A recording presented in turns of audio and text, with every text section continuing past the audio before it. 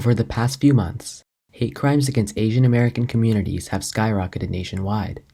In cities such as New York, San Francisco, and recently in Atlanta, members of AAPI, or Asian American and Pacific Islander communities, have been targeted for hate crimes.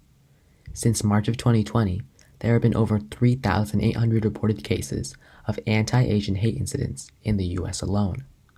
Jason Oliver Chang, an associate professor of history and Asian American studies at the University of Connecticut, explains how the COVID-19 pandemic has only increased xenophobia towards Asian Americans and how it has contributed to a history of systematic racism. Hate crimes against Asian Americans aren't anything new to the United States. In some ways, the legal definition of hate crime does not actually capture the violences that Asian Americans are facing.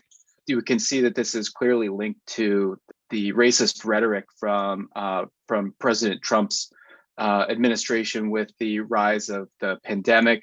And we first saw, antagonistic and racist language about, say, connecting Asians and Asian Americans to the virus. This kind of, linguistic, kind of treatment is dangerous because it allows people to push their behavior further and further towards violence. We have to look at more kind of systemic dimensions and cultural, dimensions.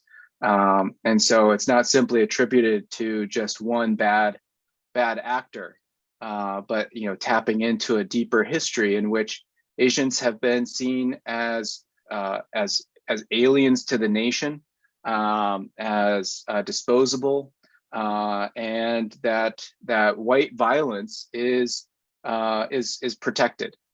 Like Chang stated, racism against Asian communities is certainly not new in the United States.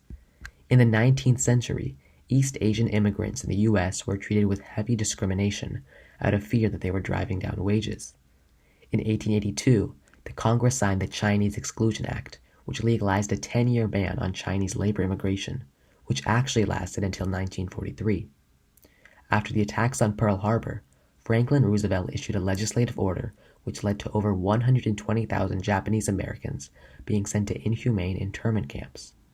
And after the 9/11 attacks, the number of hate crimes against Muslim Americans have grown, as Asian Americans, especially South Asians, have endured racial profiling and discrimination.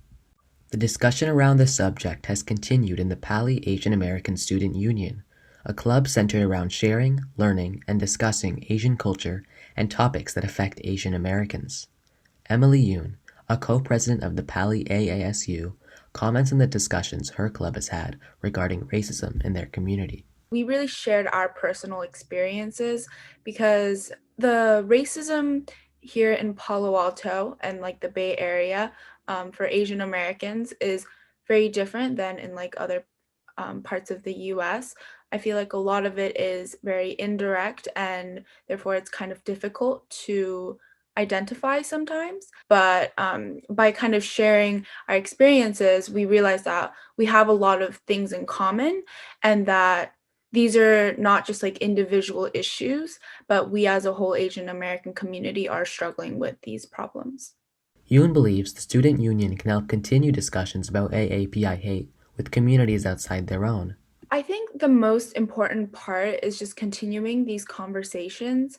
So I think it's not only important to have these conversations within the Asian American community, but also with communities outside of the Asian American community, so that those who are not Asian American can understand the issues that we are going through and also help us in working through those issues. Along with educating himself and his students about Asian American studies, Chang has made it his own goal to help his students by creating resources such as a mental health workbook. Really, this came out of a need to care for my students at UConn who were having a difficult time with the onset of the pandemic, and then living through yet another semester this past fall and spring, dealing with issues of isolation, racism, and having their worlds turned upside down. And what I wanted to share with them was the utility of Asian American studies, how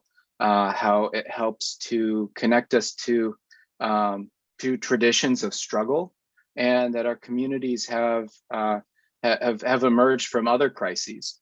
To learn more about Chang's resources, such as the workbook and information on the history of Asian American hate, visit IamNotAvirus.info and 18millionrising.org. For In Focus, I'm Aneesh Tiwari.